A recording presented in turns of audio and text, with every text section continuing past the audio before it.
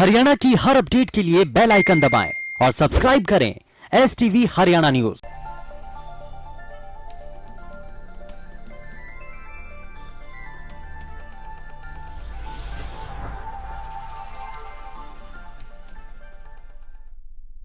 नमस्कार, स्वागत है आपका हल्का हलचल में। मैं हूं नंदिनी मिश्रा, आपके साथ बुलेटिन की शुरुआत करेंगे बड़ी खबर से।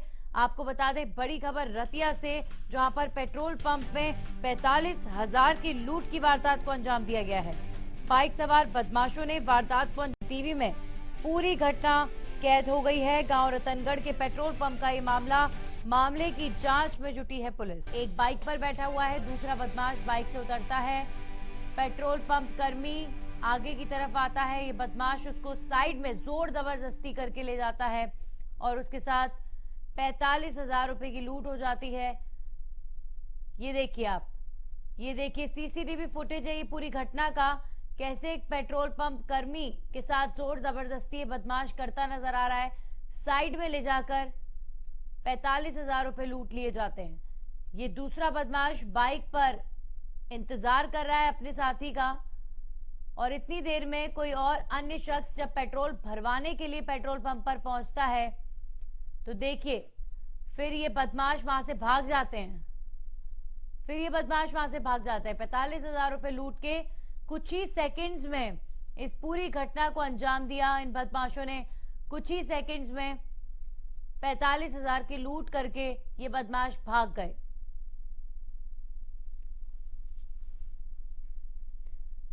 रतिया के रतनगढ़ के पेट्रोल पंप की घटना है। अभी फिलहाल इस मामले की जांच में जुटी है पुलिस।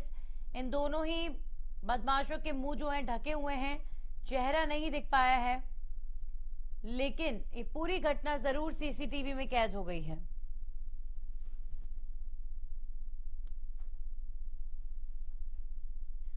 तो बाइक सवार ये दो बदमाश आते हैं। एक बदमाश बाइक पर अपने साथी का इंतजार करता हुआ नजर आ रहा है, दूसरा बदमाश जोर जबरदस्ती करके पेट्रोल पंप कर्मी को साइड में ले जाकर लूट की घटना को अंजाम देता है।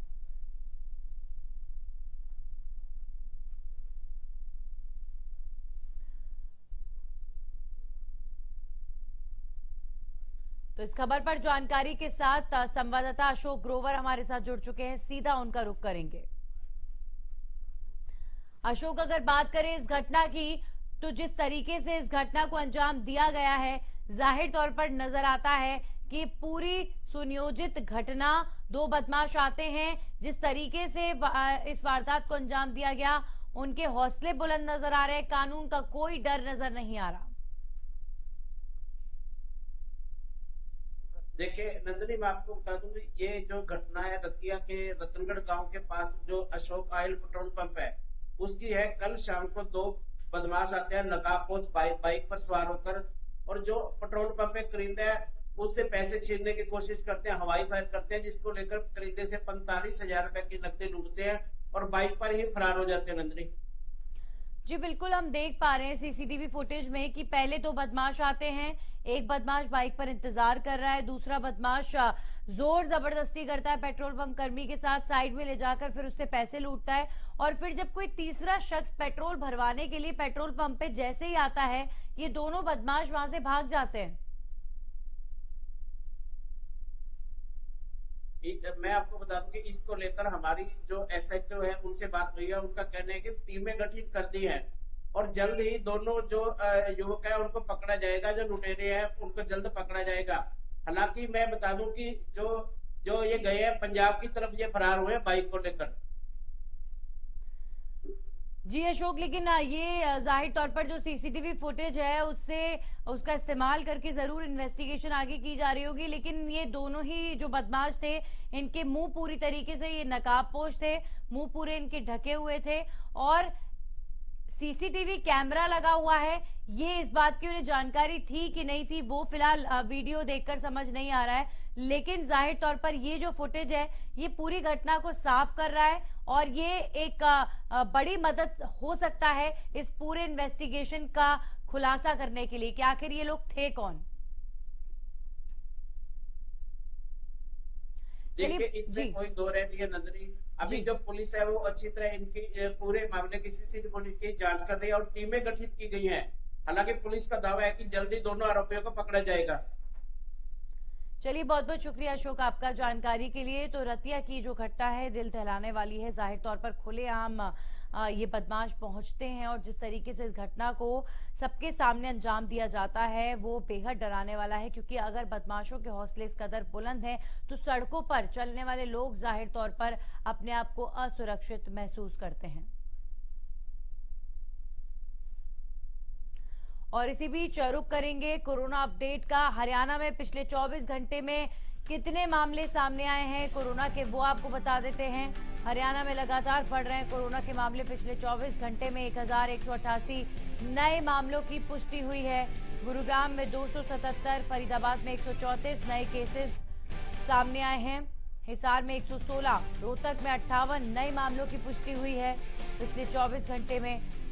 जींद में 19, यमुनानगर में 29 नए केसेस।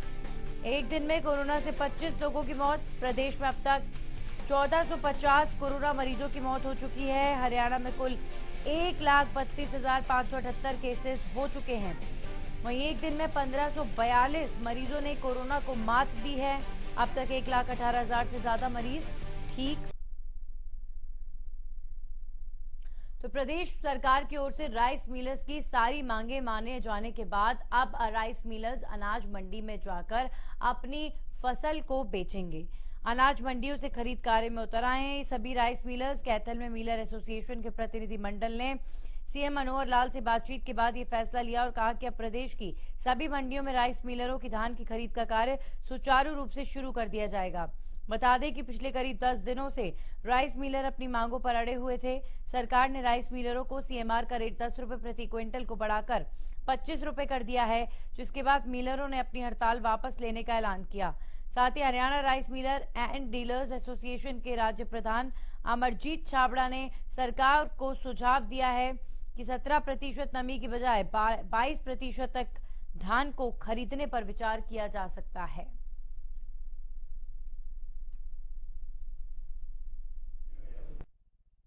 आठ तारीख को हमारी ये एसीएस साहब के साथ मीटिंग हुई थी पहली, जिसमें बड़ी अनाप शनाप कंडीशनें लगा दी गई थी।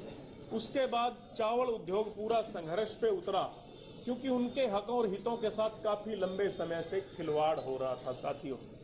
उसके लिए एक मंच हमारा तैयार हुआ और उस मंच के माध्यम से हमारा संयुक्त मंच बनकर उस सारे साथियों ने हरियाणा के पूरे 1338 राइस मिलर भाइयों ने इस यज्ञ में अपनी आहुति डालकर इस यज्ञ को पूर्ण किया है साथियों। इसमें मैं आपको एक चीज बड़ी क्लियर कहना चाहता हूं कि इसके अंदर हम माननीय मुख्यमंत्री हरियाणा सरकार को पूर्णतया बधाई देते हैं, जिन्होंने पूरे हमारे ट्रेड को अपने गले से लगाकर इस ट्रेड को उद्धार किया, इसकी नैया को पार करने की उन्होंने इच्छा व्यक्त की है। और इसके साथ साथ जो हमारे साथ साथी थे, कंवरपाल जी जो यमुनानगर से जगाधरी से हैं, शिक्षा मंत्री हैं हरियाणा सरकार में, उन्होंने भी हमारा इसमें पूरा सहयोग दिया है। ओम प्रकाश धनखड़ जी जो भारतीय जनता पार्टी के प्रदेश अध्यक्ष हैं, उन्होंने भी हमारा इस संघर्ष में हमारा बहुत साथ दिया है साथियों। सुभाष सुधा जी एमएलए, असीम गोयल जी, ईश्वर जी, डिप्टी सीएम साहब जी, दुष्यंत चौटाला जी ने बड़े ही उससे हमारी सारी मांगों को सुना। तो इस खबर पर जानकारी के साथ हमारे साथ विपिन जुड़ चुके हैं। सीधा विपिन का रुख करेंगे। विपिन, अगर बात करें राइस मिलर्स की, तो लगातार ये जो राइस मिलर्स हैं वो विरोध प्रदर्शन कर रहे थे, लेकिन अब क्या माने, इनकी मांगों को जब मान लिया गया है तो अब सभी राइस मिलर्स संतुष्ट नजर आ रहे हैं। जी बिल्कुल। जब हर रोज ये खबरें आ रही थी कि धान की खरीद शुरू नहीं हो रही है, तो केवल हरियाणा न्यूज ही बोल रहा था कि जब तक राइस मिलर्स की मांगे नहीं मानी जाएंगी धान की खरीद शुरू नहीं होगी, क्योंकि हर रोज डेट दी जाती थी। और हरियाणा न्यूज ने सबसे पहले कहा था कि जब तक राइस मिलर की मांग नहीं मानी जाएगी धान की खरीद शुरू नहीं होगी। अब राइस मिलर्स की मांगों को मान लिया गया है, तो कल से धान की खरीद शुरू हो गई है और आज से सुचारू रूप से धान की खरीद शुरू होगी। जी बिल्कुल।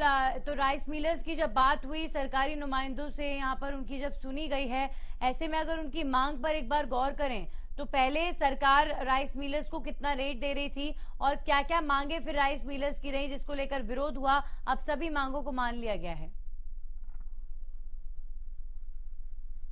जी, आपको बता दें कि जो 10 रुपए पहले मिलता था, अब इनको 25 रुपए मिलना शुरू हो गया है। इससे काफी संतुष्ट हैं क्योंकि नुकसान कम होगा।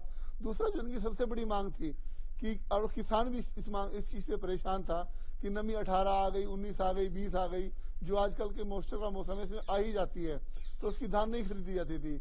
इस पर भी विचार कर लिया गया है कि एक कमेटी बनाई गई है, वो पूरे हरियाणा में से रैंडमली 5 से 6 जगह से सैंपल लेंगे और उसके बाद निष्कर्ष निकालेंगे कि धान की अगर नमी को बढ़ाया जाए, क्योंकि पहले गवर्नमेंट की मांग थी 67 किलो की क्विंटल के पीछे, तो निकलती 62 थी, तो उसके लिए अब कमेटी गठित हो गई। उसमें जो रैंडमली इनका अनुपात आएगा वो उनको फिक्स कर दिया जाएगा, उनको नुकसान नहीं होगा। दूसरा, मंडियों से उठान 3-3, 4-4 दिन नहीं होता था, तो इनको तिरपाल का किराया वगैरह सारा पड़ता था। अगर शाम को 6 बजे तक मंडी से उठान नहीं होता तो इनको तिरपाल का बारदाने का किराया नहीं पड़ेगा, सरकार देगी। और इनका पैसा अगर लेट होता है तो उस पर सरकार ब्याज देगी। तीसरा, सीमांत मंडियों से भी अब ये खरीद सकते हैं, वो इलीगल नहीं होगा, लीगल कर दिया गया है, जिससे राइस मिलर्स को बड़ा फायदा होने वाला है।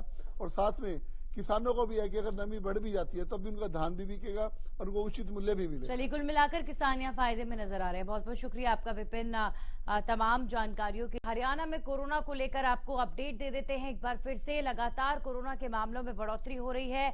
पिछले 24 घंटों में 1100 से ज्यादा मामले कोरोना के सामने आए हैं। 1188 मामलों की पुष्टि। गुरुग्राम में 277 और फरीदाबाद में 134 नए केसेस सामने आए हैं। वहीं हिसार में 116 और रोहतक में 58 नए केसेस आए हैं। जींद में 19, यमुनानगर में 28 केसेस की पुष्टि। एक दिन में कोरोना से 25 लोगों की मौत हुई है। वहीं प्रदेश में अब तक 1450 कोरोना मरीजों की मौत हो चुकी है। हरियाणा में कुल 1,32,578 केसेस सामने आए हैं। एक दिन में 1542 मरीजों ने कोरोना को मात दी है। वहीं अब तक 1,18,000 से ज्यादा मरीज ठीक हो चुके हैं।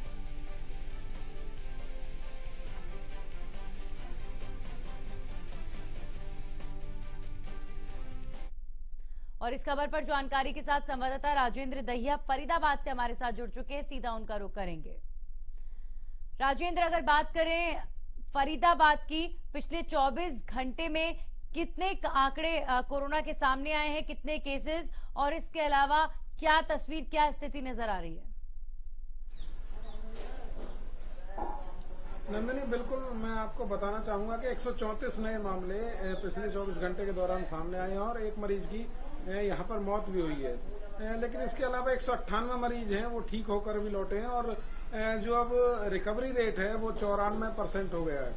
और अभी भी जिले में एक्टिव मरीजों की संख्या लगभग 1000 है, जिनमें से 376 मरीज अस्पतालों में भर्ती हैं और 612 के करीबन जो मरीज हैं वो होम आइसोलेट किए गए हैं। तो कहीं ना कहीं जो आंकड़ा है वो लगातार बढ़ रहा है और 10 से ज्यादा मरीज ऐसे हैं जिनको वेंटिलेटर पे रखा गया है, जो जिनकी हालत ज्यादा गंभीर है। तो कहीं ना कहीं लगातार जो है आंकड़ा बढ़ता जा रहा है और सोशल डिस्टेंसिंग इसका मेन कारण माना जा रहा है। हालांकि आहिस्ता आहिस्ता लोगों में अब जागरूकता आ रही है, क्योंकि जिस तरीके से कोरोना लगातार बढ़ रहा है और लोग पहले ये सोच रहे थे कि कोरोना समाप्त हो गया है, लेकिन अब दोबारा से लोगों में जागरूकता आती जा रही है कि उनको पता लगने लगा है कि कोरोना घट नहीं रहा है, उल्टा बढ़ रहा है। जी नंदिनी, जागरूकता है राजेंद्र, बहुत बहुत जरूरी भी है कि लोगों में जागरूकता है और यही अपील लगातार राजेंद्र हम सब मिलकर भी हरियाणा न्यूज पर कर रहे हैं कि कोरोना खत्म नहीं हुआ है। कोरोना कितने लोगों को है, कितने लोगों को नहीं है, आप इन आंकड़ों से भी दर्शकों से हम यही कहेंगे कि अंदाजा आप नहीं लगा सकते हैं। आपके इर्द गिर्द कौन कोरोना पॉजिटिव है आपको नहीं समझ आएगा कई बार, क्योंकि सिम्टम्स नहीं होते हैं। लेकिन राजेंद्र, ये भी बहुत बड़ा फैक्ट है कि वही लोग सबसे बड़े कैरियर होते हैं कोरोना को इधर से उधर फैलाने में, क्योंकि जिनका बाहर आ गया, पॉजिटिव रिपोर्ट आ गई, वो अपने घरों के अंदर होते हैं। लेकिन जिनके बारे में कोई सिम्टम नहीं दिख रहा और अगर वो पॉजिटिव हैं, आपके इर्द गिर्द हैं, आपको पता भी नहीं चलेगा, तो ऐसे में सावधानी बहुत जरूरी। राजेंद्र, बिल्कुल नंदिनी, मैं आपको बताना चाहूंगा जो सिम्टम्स जिन मरीजों के अंदर हैं उनको पता लग जाता है या टेस्टिंग के बाद पता लगता है कि भाई उनको कोरोना हुआ है। लेकिन जिनको कोई सिम्टम नहीं होते और उनको कोरोना भी होता है, तो वो अपने आप को जल्दी से पहचान नहीं पाते, ना सामने वाला पहचान पाता है और कहीं ना कहीं वो कोरोना कैरियर बन जाते हैं। तो ये एक बड़ा चिंता का विषय है। हालांकि हरियाणा न्यूज लगातार लोगों से अपील करता रहा है शुरू से ही और अब तक, और अब भी हम अपील करते हैं अपने हरियाणा न्यूज चैनल के माध्यम से कि लोग सोशल डिस्टेंसिंग का पालन जरूर करें, जो दिशा निर्देश दिए गए हैं उनका पालन जरूर करें, क्योंकि यही एक सुरक्षा कवच है जो इससे हमें बचा सकता है। और कहीं ना कहीं अब हरियाणा न्यूज की इस मुहिम का लोगों पर असर भी दिखाई देने लगा है। चलिए, बहुत अच्छी बात है कि अगर लोगों में डर है कोरोना को लेकर, और यही डर बहुत ज्यादा जरूरी भी है। बहुत बहुत शुक्रिया आपका राजेंद्र, जानकारी के लिए और फरीदाबाद की स्थिति हमें बताने के लिए। तो सिलसिलेवार तरीके से जैसा कि हर दिन हम आपको हरियाणा के तमाम जिलों का अपडेट देते हैं, और इसी बीच हमारे साथ और भी हमारे रिपोर्टर्स जुड़ेंगे जो आपको और भी जिलों के हालात बताएंगे। इससे पहले आपको आंकड़ों की तरफ रोशनी डालते हुए बताते हैं कि गुरुग्राम में पिछले 24 घंटे में 277 नए केसेस सामने आए हैं। इसके अलावा हिसार में 116, रोहतक में 58 नए मामलों की पुष्टि हुई है। चलिए अब झज्जर की स्थिति जान लेते हैं। झज्जर में कितने कोरोना केसेस पिछले 24 घंटे में सामने आए हैं? रमाकांत, एक बार रोशनी डालें। अगर 24 घंटे की बात करें तो नंदिनी 38 केस सामने आए हैं और 54 लोग ठीक होकर घर लौटे हैं।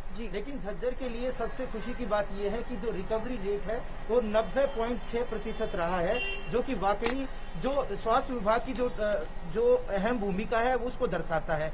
हम आपको लगातार और हरियाणा न्यूज लगातार दर्शकों को बताता रहा है कि सोशल डिस्टेंसिंग, मुंह पर मास्क लगाकर रखें, लेकिन झज्जर में उसका बिल्कुल उलट नजर आता है। नंदिनी, यहाँ पर कोरोना का खौफ बिल्कुल खत्म हो गया है। अगर बात करें लॉकडाउन 1 और 2 में तो झज्जर पूरी तरह से मुस्तैदी दिखा रहा था, लेकिन जैसे ही ये लॉकडाउन बढ़े 3, 4 और 5 की तरफ जब हम आ गए हैं तो यहाँ पर इन लोगों को लगता है कि कोरोना पूरी तरह से खत्म हो गया है। स्वास्थ्य विभाग की अगर बात करें तो संजय दहिया लगातार कहते हैं कि 1000 से ज्यादा हर रोज हम लोग रैंडम सैंपलिंग कर रहे हैं। जो 30 से 40 मामले आ रहे हैं वो कोरोना को हम लोग खोज कर निकाल रहे हैं, ना कि कोरोना की पुष्टि हो रही है। क्योंकि अगर हम बात करें कि अगर हम लोग उन कोरोना के लोगों को रहने देंगे तो झज्जर हो या पूरा भारत हो वो कोरोना मुक्त कैसे होगा? बिल्कुल बिल्कुल बिल्कुल। यानी रमाकांत, ये बहुत अप्रिशिएटिंग है, बहुत अप्रिशिएट करने वाला कदम है प्रशासन का कि लोग यहाँ झज्जर की आप बात करें कि खुद टेस्ट कराने नहीं आ रहे हैं। ये रैंडम सैंपलिंग हुई है, खुद ढूंढ ढूंढ के निकाले जा रहे हैं। लोगों की रैंडम सैंपलिंग के बाद ये केसेस का आंकड़ा सामने आया है, यानी खुद लोग चलकर सामने से कोरोना टेस्ट करा रहे हो। इस तरीके की स्थिति झज्जर में फिलहाल नहीं है, ये बता रहे हैं आप? जी नंदिनी, बिल्कुल। अगर ये क्योंकि झज्जर की बात करें तो झज्जर देहात से जुड़ा हुआ है। यहाँ पर किसी को कोरोना का सिम्टम होता तो उसकी हंसी उड़ाई जाती, इसलिए लोग भय की वजह से अस्पताल नहीं जाते हैं। इसी वजह से संजय दहिया ने जैसे ही यहाँ पर झज्जर में अपना कार्यभार संभाला, उन्होंने रैंडम सैंपलिंग तेज कर दी। उसी की वजह से यहाँ पर 800 से 1000 लोग पूरे जिले में हर रोज रैंडम सैंपलिंग होती है। उसी का नतीजा है कि 35 से 40 लोग कोरोना की पुष्टि होती है। आप ये बात समझ सकते हैं नंदिनी कि अगर ये रैंडम सैंपलिंग ना होती तो ये जो केस थे ये दबे के दबे रह जाते, और उसके बाद कहीं ना कहीं अचानक ये ब्लास्ट होता और हम शायद 10 से 15 हजार के आंकड़ों को भी पार कर सकते थे। नंदिनी जी बिल्कुल, बहुत अच्छा स्टेप है ये और बहुत जरूरी भी है। अगर कोरोना को जड़ से खत्म करना है तो जो कोरोना समाज में छुपकर बैठा हुआ है, यानी लोगों के बीच में है और निकल नहीं पा रहा है बाहर, उसका खुलासा नहीं हो पा रहा है, सबसे ज्यादा डर की बात है क्योंकि वही सबसे ज्यादा लोगों में फैला रहा है। तो ऐसे में अगर कोरोना केसेस रैंडम सैंपलिंग के जरिए भी बाहर आ रहे हैं तो ठीक है, वो केसेस बाहर आए और जल्दी से ठीक होके कोरोना जड़ से खत्म हो, यही हम उम्मीद करते हैं। बहुत बहुत शुक्रिया आपका रमाकांत, जानकारी के लिए और झज्जर की स्थिति हमारे साथ साझा करने के लिए। और इसी के साथ इस बुलेटिन में फिलहाल के लिए इतना ही।